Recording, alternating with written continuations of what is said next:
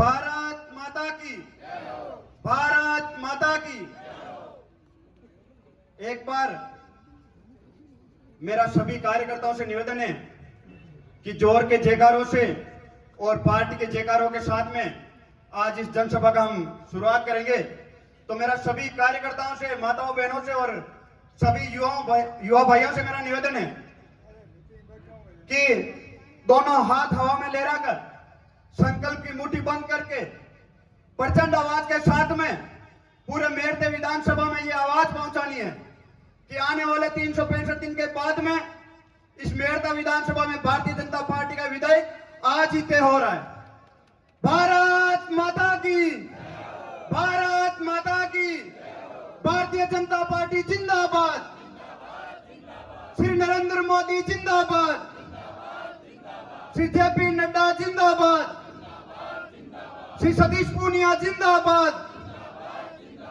भारत माता की। आज जन आक्रोश यात्रा के बाद में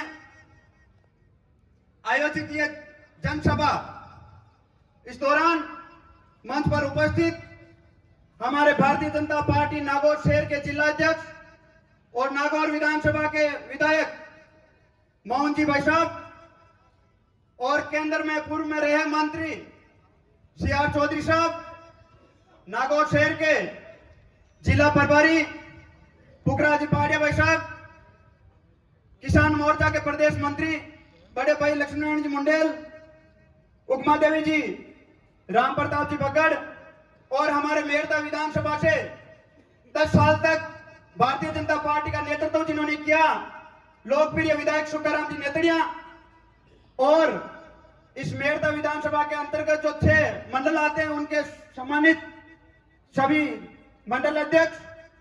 मैं सबसे पहले धन्यवाद देना चाहूंगा इन सभी मंडल अध्यक्षों को और आपसे निवेदन करूंगा कि आज की इस जनसभा को सफल बनाने में जिनका सहयोग रहा, एक बार इन 6 मंडल अध्यक्षों के लिए जोरदार तालियों से इनका स्वागत करें। सामने विराजमान सभी जनप्रतिनिधिगण, महिला मोर्चा के जिला अध्यक्ष कल्पना जी चौहान और सामने उपस्थित मेरे पिता तुल्य बड़ा बुजुर्ग और माता शक्ति और युवा तरुणाई की उपस्थिति को मेरा प्रणाम। साथियों, 14 तारीख को हमारी ये जन आक्रोश यात्रा का एक समापन हुआ था।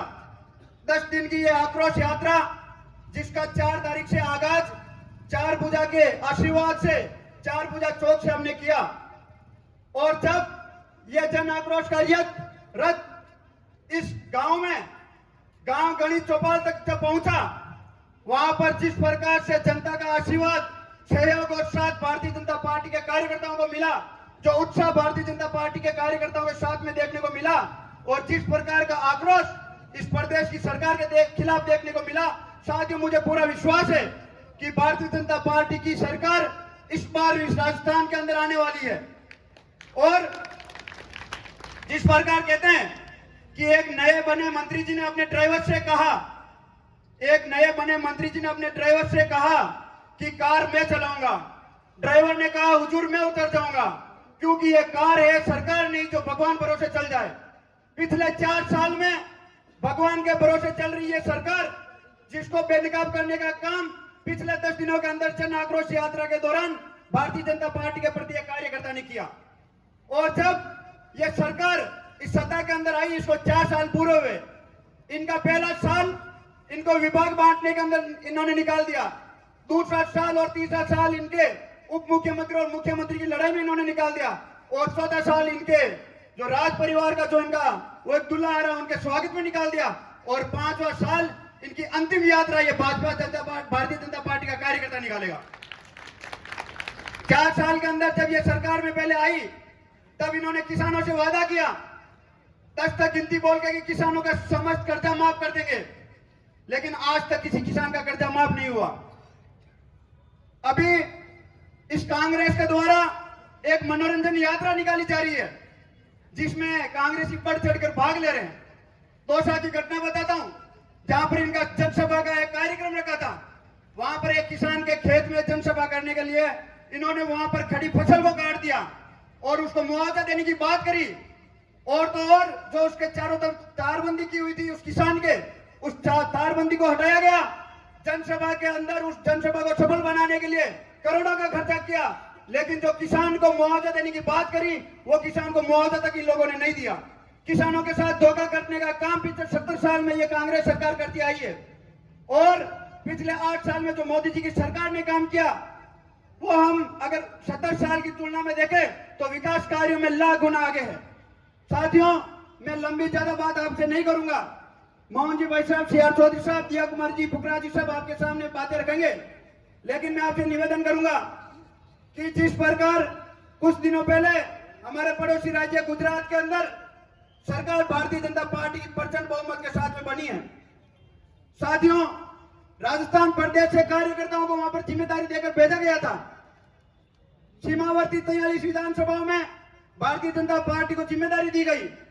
भारतीय जनता पार्टी के राजस्थान के कार्यकर्ता सतीश जी के नेतृत्व में वहां प्रचार करने के लिए गए, और हमारे लिए गर्व की बात है, जहां पर राजस्थान के कार्यकर्ता मेहनत करने गए, वहां पर 44 में से 34 विधानसभा की सीटों पर भारतीय जनता पार्टी के विधायक बने। भारतीय जनता पार्टी का कार्यकर्ता जिस लगन से, जिस मेहनत से काम करता है, इस बार हमेशा के लिए इस कांग्रेस को यहां से उखाड़ कर फेंकने का काम करेगा। यहां से प्रभारी रघु शर्मा बनकर वहां गए थे, और यहां के मुख्यमंत्री जी भी लगातार वहां दौरे करते रहे। वहां पर जाकर गुजरात वालों को कहा कि आप कांग्रेस के विधायकों को जिताइए, जब हमारी सरकार बनेगी हम आपको राजस्थान मॉडल देंगे। साथियों, राजस्थान मॉडल को यहां से जब वाकिफ कराया कि राजस्थान मॉडल अगर आपको बनाना है तो यहां पर कांग्रेस की अगर सरकार बनी तो आपके यहां पर किसानों के साथ सबसे पहले धोखा होगा। युवाओं को बेरोजगारी भत्ता देने की बात करेंगे, लेकिन ये नहीं देंगे, और यहां पर खुली रोड पर अपनी बहन बेटियों को आबरू लूटने का काम ये इस समय करेगी। और तो और ये शांति का जो प्रदेश है गुजरात, इसके अंदर राजस्थान में जिस प्रकार खुली सड़कों पर गैंगवार जैसी घटनाएं होती है, वो घटना आप लोगों को देखने को मिलेगी। ये राजस्थान मॉडल की परिभाषा यहाँ के कार्यकर्ताओं ने वहां पर जाकर दिखाई, और वहां की जनता ने कांग्रेस के मुंह पर वो तमाचा मारा कि हर जगह उनकी जमानत जब्त हुई। और आप लोगों ने जिस प्रकार गुजरात के अंदर भारतीय जनता पार्टी का परिणाम देखा, मुझे विश्वास है कि राजस्थान मॉडल वहां पर नहीं, राजस्थान के अंदर गुजरात मॉडल 2023 में भारतीय जनता पार्टी का कार्यकर्ता बनाएगा। आप सब किसान भाइयों के, महिलाओं से और युवा भाइयों की मेहनत से 2023 के अंदर भारतीय जनता पार्टी का कमल खिलेगा, और डबल इंजन की नहीं, ट्रिपल इंजन की सरकार देश के अंदर नरेंद्र मोदी जी की सरकार है। राजस्थान के अंदर 2023 में बीजेपी की सरकार बनेगी, और 2023 में भारतीय जनता पार्टी का विधायक इस मेरठ विधानसभा में बनेगा, ये मुझे विश्वास है। बहुत बहुत धन्यवाद।